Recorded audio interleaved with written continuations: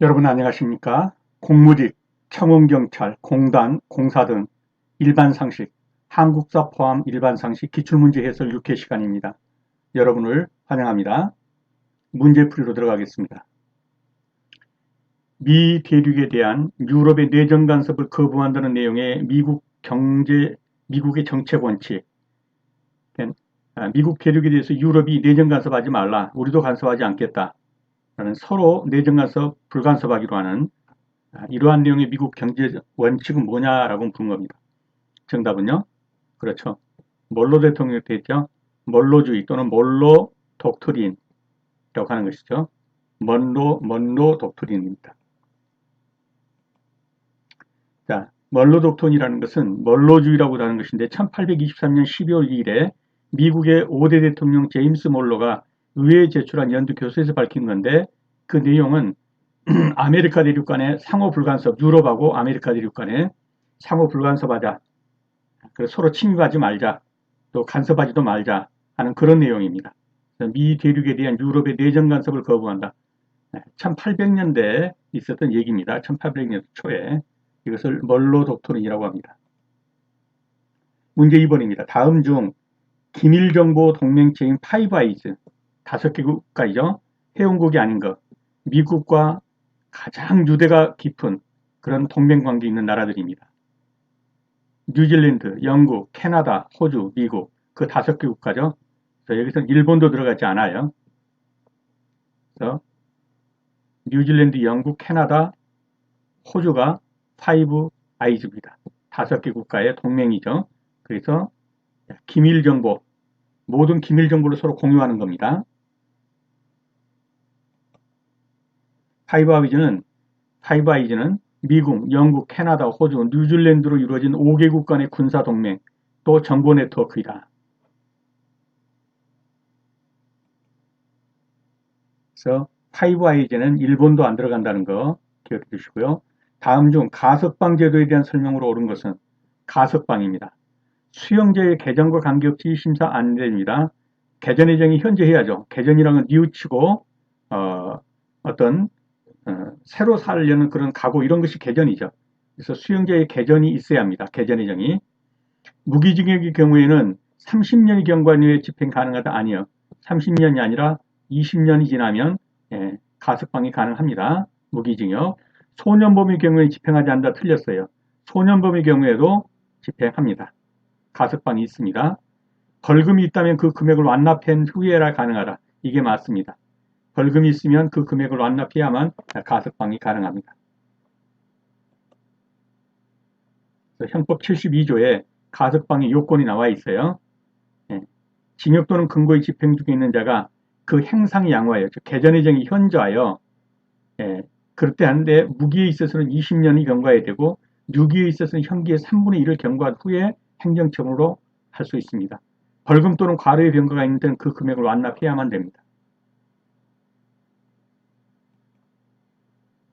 그래서 벌금이 있는 때는 그 금액을 완납해야 가석방이 가능합니다. 다음 중 정치, 행정, 이원론에 대한 설명으로 옳은 것은 정치와 행정은 분리되어야 된다는 거예요. 이원론으로. 자, 역관주의를 지향한다. 틀렸죠? 어디가 틀렸나요? 역관주의란 건 뭡니까? 정치와 행정이 하나 되는 거예요. 그래서 선거판에 자기 당을 지지했던 수많은 사람들이 정권을 잡으면 모든 공무원들을 그 사람들로 다 대체하는 거. 이거 역관주의예요. 지금 이 역관주의 지향하면 안 되겠죠. 지양해야겠죠. 이런 역관주의는 안 되는 겁니다. 행정을 정치화한다는 중립적이고 전문적인 업무로 본다. 이건 맞습니다. 기능적 행정학이라고 한다. 이건 틀렸죠. 어디 가요? 이 행정학이 기능적이 아니라 기술적 행정학이라고 해야 합니다. 기술적 행정학이라고 한다. 정치가 정책 결정과 집행을 담당해야 한다. 정치는 정책을 결정하기만 하면 됩니다. 정책 결정. 그러면 행정은 어떻게 합니까? 이 결정된 정책을 행정은 집행하는 거예요. 그래서 정책 결정은 정치가 하고 결정된 정책을 집행하는 것은 행정이 하는 것이다. 이렇게 이원화되는 것이죠. 그래서 이것도 틀린 것이죠. 맞는 것은 행정을 정치화하는 다는 중립적이고 전문적인 업무로 본다. 이것이 맞는 것이 되겠습니다. 그래서 정치원론, 역관주의, 이 내용은 설명드린 거니까 한번 읽어보시면 되겠습니다. 정치행정이원론, 행정을 정치하는 다른 중립적이고 전문적인 업무로 본다. 이것이 맞는 표현입니다. 자, 직위와 연공을 인정받는 조직에서 무능력한 상급자 대다수를 차지하는 현상. 그러니까 올라갈수록 무능력해요. 그래서 더 이상 무능력할 수 없는 데까지 무능력이 충만한 그런 상태의 조직. 그런 것을 뭐라고 하냐? 라고 하는 건데 이걸 피터의 법칙이라고 하죠. 피터라는 학자가 직위와 연공이 뭡니까? 연수가 차서 공을 인정받는 거죠. 네, 직위와 연공을 인정받는 조직에서는 올라갈수록 무능력한 상급자가 대다수를 다 차지하고 있다. 이러한 현상을 피터의 법칙이라고 하는 것입니다. 그래서 관료제의 기본 속성 때문에 무능한 상사가 계속 생겨난다. 미국의 경영박사인 로렌스 피터가 연구에서 발표한 것인데 이 피터의 법칙에 따르면 관료제의 조직에서 직원은 자신이 최대한 무능력일 때까지 계속 승진한다는 거예요. 그래서 올라가서 보면 전부 무능력한 상사들만 꽉 차 있다. 이게 경직된 관료제 사회일수록 더욱 꾸렸다. 이것을 가리켜서 피터의 법칙이라고 하는 것이다. 5번입니다. 다음 중 형사소송에서 약식 기소에 대한 설명으로 옳은 것은 약식 기소입니다. 자, 피의자가 저지른 범죄가 징역 또는 금고에 해당한다고 판단할 때 아닙니다. 벌금형에 해당한다고 판단할 때 약식 기소하는 것이죠. 그래서 징역이나 금고에서는 약식 기소 안 됩니다. 피의자가 구속정인 경우에 약식 기소를 청구하면 석방할 수 없다? 아니요. 석방해야 돼요. 왜냐하면 징역이나 금고에 해당하지 않는 죄라고 생각해서 약식 기소를 한 거죠. 벌금형이라고. 그러므로 피의자가 구속정인 경우에는 약식 기소를 청구하면 석방해야 합니다. 석방할 수 없다고 했으니까 틀린 것이죠. 약식 기소에 대한 재판 시에 피의자는 법정에 반드시 출석해야 한다? 아니죠. 법정에 출석하지 않고도 약식으로 재판이 진행되기 때문에 약식 기소예요.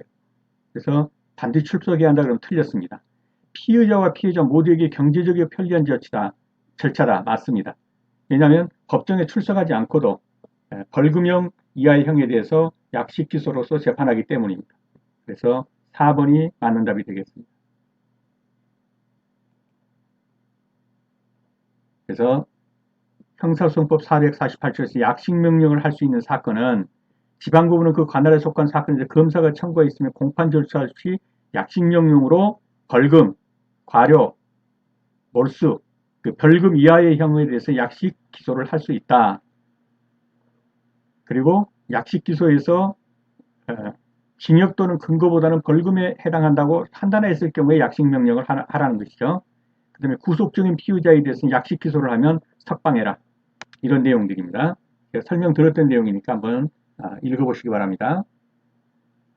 그래서 약식 기소에 대한 설명으로 옳은 것은 피해자와 피의자 모두에게 경제적이고 편리한 절차다.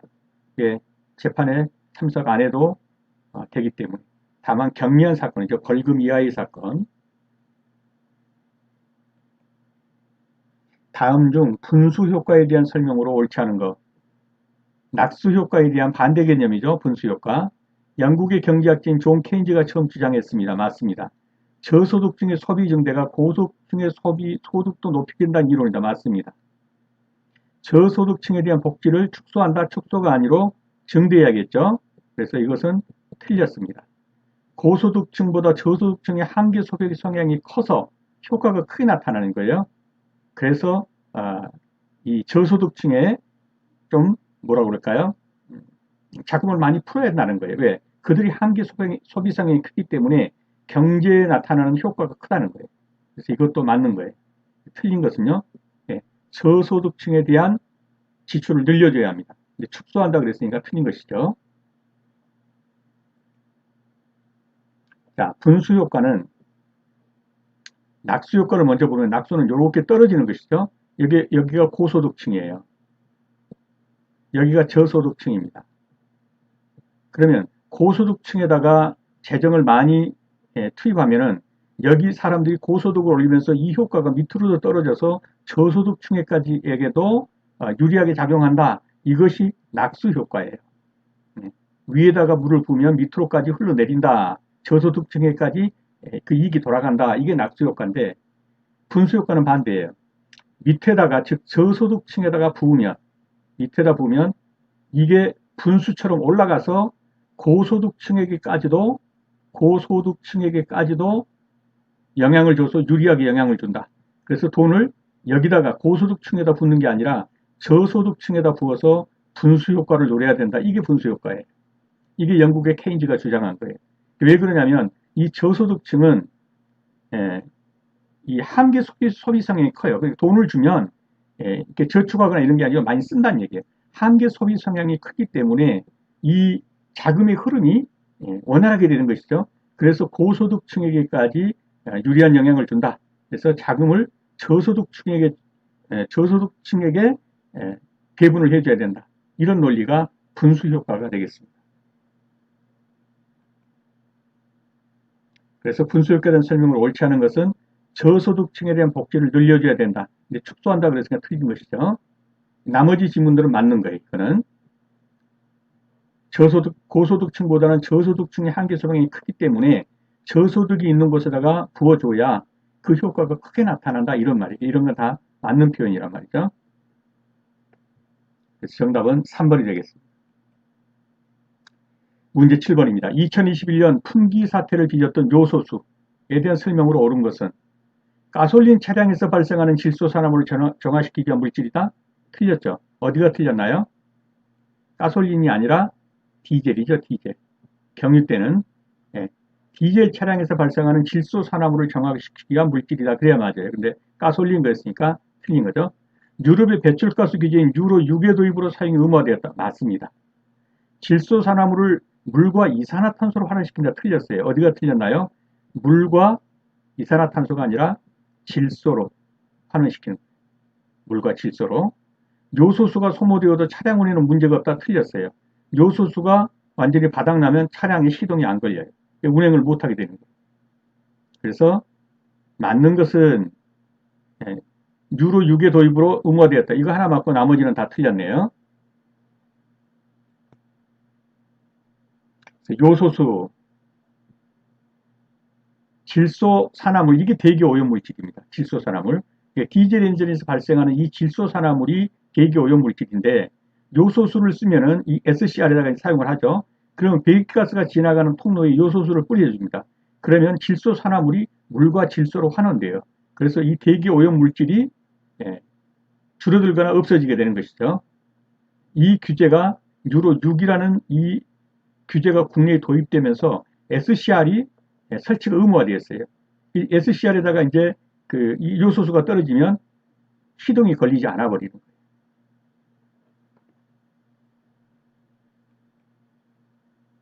그래서 요소수에 대한 설명으로 옳은 것은 유로 6의 도입으로 의무화되었다. 가솔린 차량이 아니라 디젤 차량이다. 질소 산화물을 물과 이산화탄소가 아니라 물과 질소로 환원시킨다. 요소수가 소모되어도 차량 운행 문제가 없는 게 아니라 차량 운행 자체를 못한다. 시동이 안 걸린다. 꺼져버린다. 문제 8번입니다. 사고의 영역을 7개의 키워드로 나누어서 최적의 아이디어를 도출하는 브레인스토밍 기법은 정답은요? 그렇죠.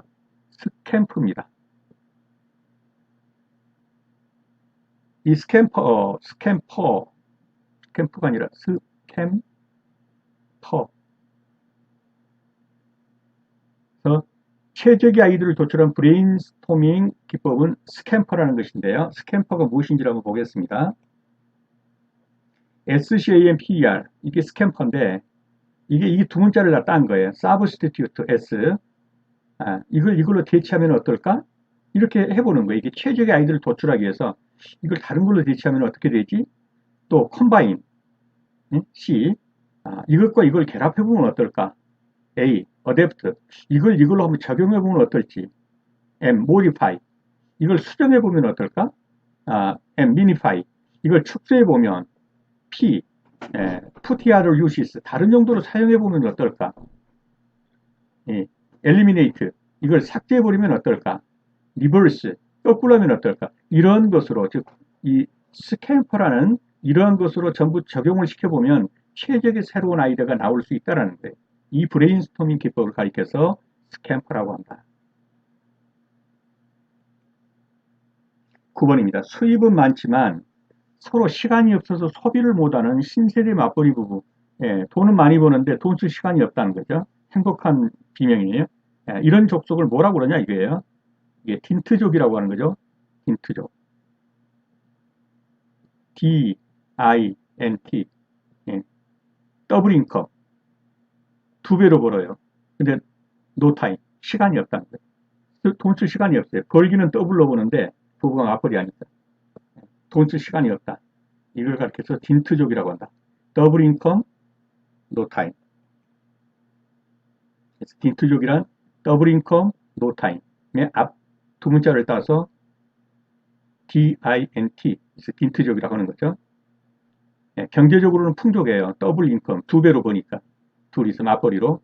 그런데 돈 버느라고 미처 돌 쓸 시간이 없다. 이 신세대 맞벌이를 부부로 일컫는 말로 딘트족이라고 한다. 10번입니다. 다음 중 신라 김원창의 난에 대해서 옳지 않은 것. 유력한 왕위 계승 후보였던 아버지 김주원이 왕위에 오르지 못한 것 구술로 난을 일으켰습니다. 맞습니다. 귀족들 간의 왕위 계승전이 치열하게 벌였던 시기에 일어났습니다. 맞습니다. 이 무열왕계였었죠. 무열왕계 귀족의 세력이 더욱 강화되는 기기가 되었다. 이거 틀렸어요.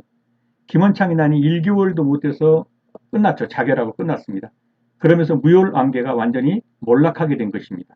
그래서 3번은 틀렸고 옳지 않은 것은 3번이 되겠네요. 난을 일으킨 지 한 달도 못 돼서 진압되었습니다. 그래서 무열왕계였던 아버지 김주원이 왕위에 오르지 못한 것에 대해서 울분을 참지 못하고 김원창이 난을 일으켰죠. 이제 1개월도 못 돼서 진압되면서 무열왕계의 몰락을 가져온 것입니다. 김원창의 난, 이 내용은 지금 설명되는 내용이니까요. 한번 읽어보시기 바랍니다. 김원창의 난으로 무열왕계 귀족은 몰락되었다. 이제 강화되는 계기가 되었다 그렇기 때문에 틀린 것이죠. 다음 중 발해의 무왕의 업적으로 맞는 것. 발해 무왕은 대조영이 1대고 건국했고요. 그 다음에 2대가 무왕이죠. 3대는 문왕이죠. 4대는 선왕이죠. 자, 무왕의 업적. 대흥이라는 독자적 연호를 사용했다? 대흥이라는 독자적 연호를 사용한 건 누굽니까? 이게 문왕이죠. 문왕. 문왕 때 대흥이라는 독자적 연호하고 중경에서 상경으로 옮겼다. 이게 문왕 때예요. 문왕. 고구려의 일당 대부분 회복했다. 무왕 때도 일부를 회복했어요. 그렇지만 대부분 회복한 것은 이건 누구 때입니까? 네, 선왕 때, 선왕 때. 4대 선왕. 장문유를 보내어 산둥반도를 공격하도록 했다. 이것이 무왕 때의 업적입니다. 산둥반도를 공격했습니다. 장문유를 보내서 당의 산둥반도를 공격하도록 했다. 그래서 발해 무왕의 업적에 들어가겠습니다. 발해 무왕이 쓴 시효가 대흥이 아니죠. 대흥이라는 독자적 연호를 사용한 것은 문왕이에요. 무왕은 어떤 시호를 썼냐면 인한이라는 시호를 썼어요. 그 연호를 썼어요. 독자적 연호. 인한. 그리고 문왕 때는 이것을 대흥이라는 연호로 바꿨죠. 무왕은 인한이라는 연호를 사용했고 장군이었던 장문유를 보내서 산둥반도를 공격한 것. 이것이 무왕의 업적입니다.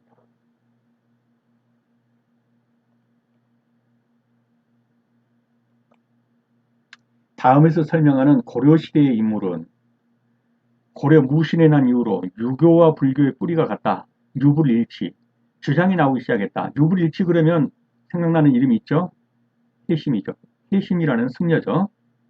이것이 이른바 유불일치설인데 불교와 유교에서 말하는 심상수형이 본디 차이가 없기 때문에 하나로 보아야 한다는 학설이다. 진울의 제자이자 이 해심이 진울의 제자이죠.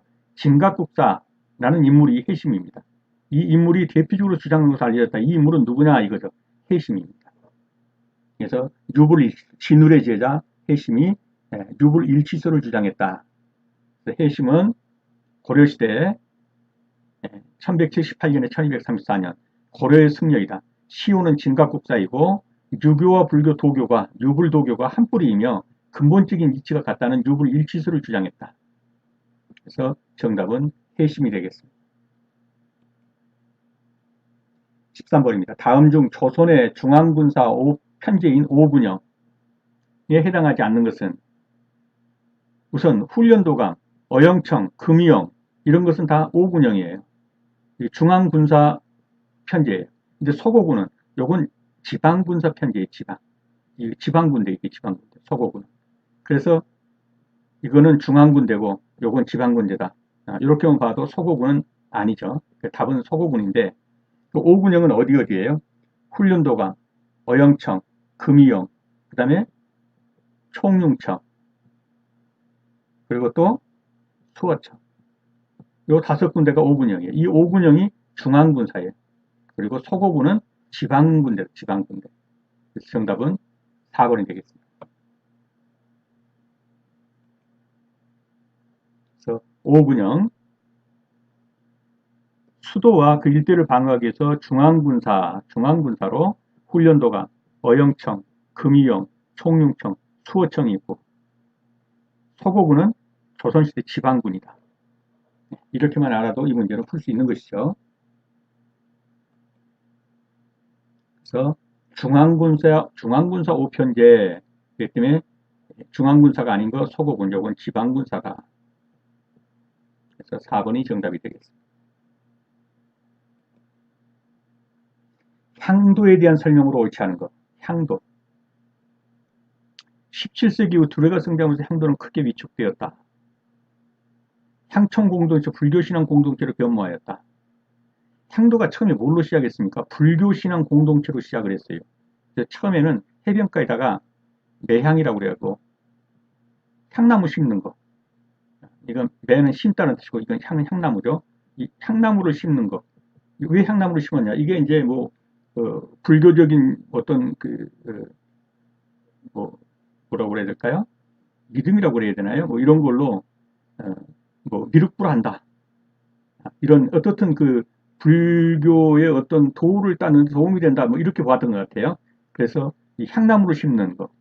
해변가만 다니면서 향나무를 심었던 여기서부터 시작한 것이 향도입니다. 향도. 근데 이게 좀 더 발전해가지고 이제 불상 석탑을 만들거나 절을 주도적인 역할을 했고 더 나아가서 마을 노역, 혼례와 상장내, 마을 제사 등 공동체 생활로도 발전을 했죠. 근데 여기서는 뭐래요? 향촌 공동체에서 불교신앙 공동체 변모하였다. 이건 틀린 거예요. 불교신앙 공동체에서 약간의 향촌 공동체로 조금 발전해 나가는 상황은 있어요. 근데 17세기 이후에는 두레가 성장하면서 크게 위축되었어요. 그래서 불교신앙 공동체에서 주로 매향, 향나무를 심는 이런 데서부터 또 불상, 석탑을 만들고 절을 짓거나 이런 데 주도적인 역할을 한 것으로부터 노역, 혼례, 상장내, 마을 제사 등에까지 조금씩 넓혀간 건 있지만 마을 공동, 향청 공동체에서 불교신앙 공동체로 발전했다 이건 아니에요. 정답은 2번이 되겠습니다. 그래서 이 내용은 설명드린 내용이니까 한번 읽어보시고요. 그래서 불교신앙 공동체에서 약간 향총 공동체로 발전한 모습은 있지만 향총 공동체에서 불교신앙 공동체로 변모 이건 틀렸습니다. 신미양요 이후에 생긴 일로 적절한 것. 자, 미국의 상선이 강화도 쪽으로 와가지고 우리나라와 전쟁을 일으킨 거죠. 서로 이제 교전이 일어났죠. 우리나라 사람들이 많이 죽었죠. 그 이후에 대원군이 뭘 세웠습니까? 척합의를 세웠어요. 절대 이 서양 사람들하고는 화해를 해서는 안 된다. 척화죠. 대척해야 된다. 이것이 척합의 건립. 신미양요 이후에 생긴 일, 전국에다가 척합이 세웠다. 신미양요는 1871년에 조선과 미국 간의 전투가 일어난 거예요. 제너럴 쇼모로 사건이죠. 강하역을 올라갔고 거기서 교전이 벌어졌고 많이 죽었어요. 우리나라 사람들. 이후 조선은 척합의를 세웠다. 대원군은. 이 척합의가 뭐냐? 대원군이 통상수교 거부 의지를 널리 알리기 위해서 종로 4거리를 위시한 전국 교통요충지에다가 200여 개의 척합의를 세웠는데 내용은 서양 세력을 개척하고 그들의 침략을 경계해야 한다. 이런 내용을 비석이라 써가지고 다 세운 거죠. 그래서 신미양요 따라오는 거 척합의.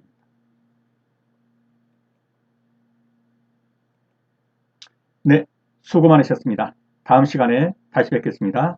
감사합니다.